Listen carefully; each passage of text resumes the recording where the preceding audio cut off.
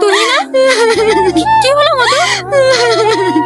তুই না কি হয়েছে মধু?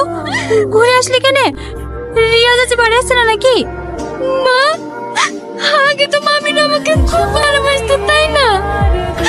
হ্যাঁ, কেন তোকে কেউ কিছু বলেছে নাকি?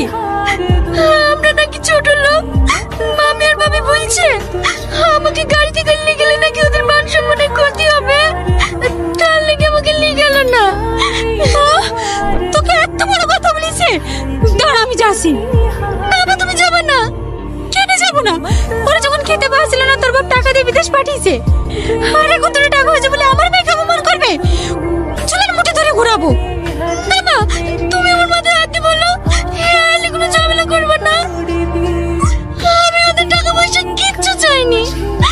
রিয়াজ আসুক, আমি রিয়াজের সাথে কথা বলবো। তুমি